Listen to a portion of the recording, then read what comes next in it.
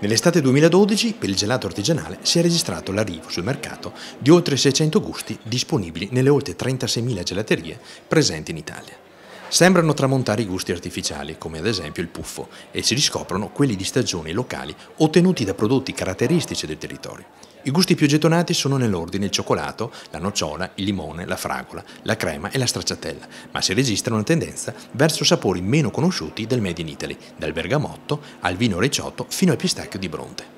La fantasia di mastri gelatieri non ha più limiti, come è capitato nella gelateria Rio Terrà a Caorle, dove Renzo Ongaro ha prodotto il gelato spread che ci allieta o ci affligge. Ho voluto provare a congelarlo questo spread perché ne sentiamo tutti i giorni e allora per drammateggiare un po' questo andamento per la televisione dello spread alti e bassi ho voluto preparare 3 gusti di gelato. Allora ho fatto con un cioccolato fondente e peperoncino e purtroppo quello che toccherebbe a noi italiani essendo piccante un po' più alto.